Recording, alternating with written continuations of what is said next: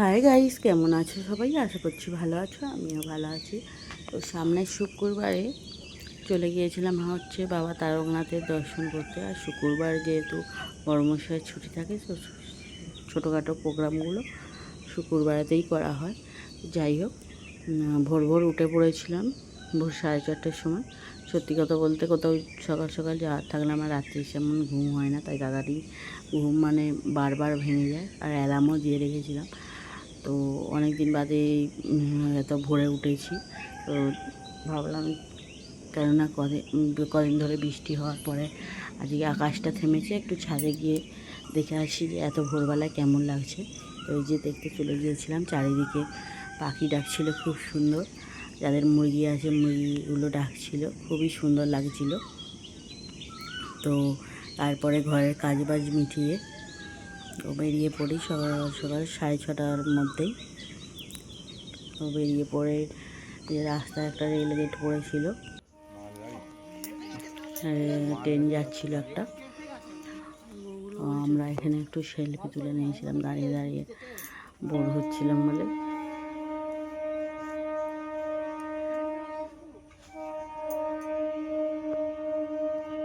আর খুব সুন্দর লাগছিল বাইকে করে লং ড্রাইভে। মানে চারিদিকটাই শুধু এক এক জায়গায় ধুধু শুধু মাঠ বা চাষের জমি।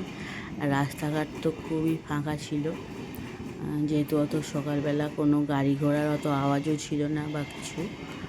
জাস্ট খুব সুন্দর লাগছিল। আর মেঘলা আকাশ ছিল। যাবার সময় একটু বাধা পেতে হয়েছিল, মানে বৃষ্টি এসেছিল, এক এক জায়গায় দাঁড়িয়ে দাঁড়িয়ে যেতে হয়েছিল। আর আসার সময় তো রোদ বেরিয়ে গিয়েছিল, কোনো সমস্যা হয়নি। আর এই যে রাস্তায় খুব সুন্দর রাস্তা, ফাঁকা ফাঁকা ছিল। আর আমরা চলে গিয়েছিলাম, এর মধ্যেই মাঝে এক জায়গায় রাস্তায় দাঁড়িয়ে রেস্ট নিয়ে নিয়েছিলাম একটু, এমনি দাঁড়িয়েছিলাম। আর ফাঁকা খুব সুন্দর রাস্তাটা ছিল, চারিদিকে মেঘ জমেছিল, আকাশে খুবই সুন্দর লাগছিল। আর একটা শালকি পাখি আবার কিছু হয়তো খুঁজছিল, তারও ক্লিপ নিয়ে নিয়েছিলাম একটুখানি, দেখে যেটা মনে হলো কিছু হয়তো খুঁজছে একটাই। যাই হোক, তো তারপরে আমরা বাবা যে ওয়েলকাম টু তারকেশ্বর যে লেখা গেটটা আছে সেখানে প্রবেশ করে অনেকটাই বেশ যেতে হয়েছিল। তো গিয়ে আমরা হোটেলে পৌঁছে যাই। হোটেলেতে আমরা রুম টুম নিয়ে নিই, যেরকম আর কি পুজো দেওয়ার জন্য একটা লোক দেওয়া হয় বা ক টাকার ডালা নেওয়া হবে সেই হিসেবে ডালা টালা বলে আমরা বেরিয়ে পড়েছিলাম। বড়মশাই আর মেয়ে স্নান করে নিয়েছিল। মেয়ের যদিও অত সকালে স্নান করানোর কথা ছিল না, আর ও তো পুকুরের জল দেখলেই লাফালাফি শুরু করে দেয়, তো বাধ্য হয়েই ওকে স্নান করাতে হয়েছিল।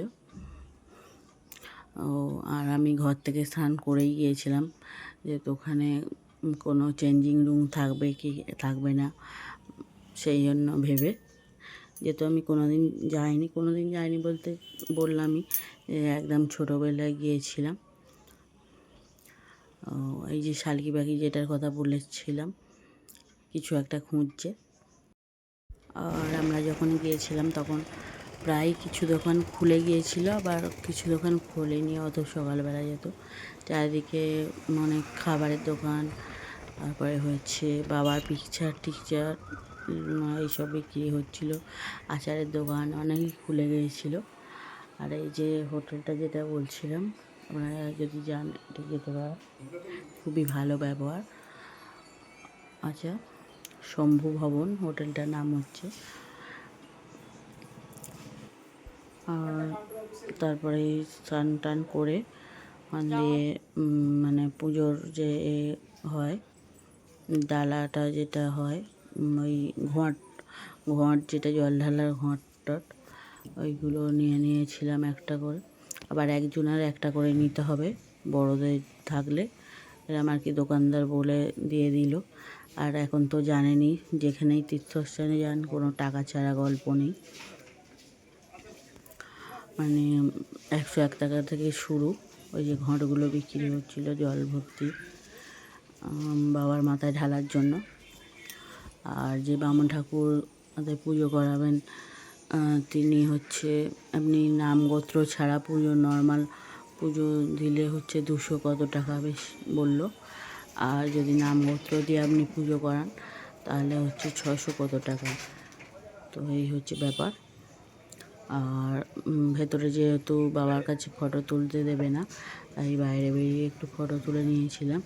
আর পিছনে কালীমার একটা মন্দির ছিল, সেখানেও একটু ফটো তুলে নিয়েছিলাম বাবা মায়ের মন্দিরে। আর একটা মন্দিরে সেটার ক্লিপ নেওয়া হয়নি, সেটা হচ্ছে লক্ষ্মীনারায়ণের মন্দির ছিল।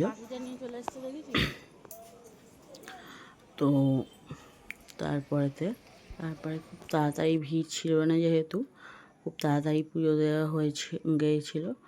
বিশেষ কিছু কেনাকাটি করিনি, বাবার একটা পিকচার কিনেছিলাম। আর ওই যে হাতে বাঁধার যে সাদা লাল ডরিগুলো হয়, ওই নিয়েছিলাম কটা প্রসাদ দেবতার সাথে দেওয়ার জন্য।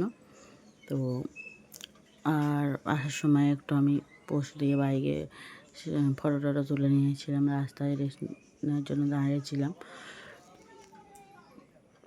তো ভিডিওটা দেখে আপনাদের যদি ভালো লাগে অবশ্যই কমেন্ট করে জানাবেন, আর লাইক করে দেবেন, আর ফলো করে নেবেন। Thank you. আর এই যে বাবার সেই দুধ পুকুর যেখানে স্নান করে সবাই, আমি একটু মাথায় জল ছড়িয়ে নিয়েছিলাম যেহেতু স্নান করে গিয়েছিলাম।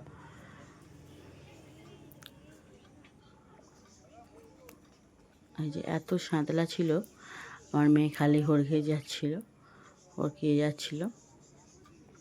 সোজা হয়ে দাঁড়াতেই পারছিল না।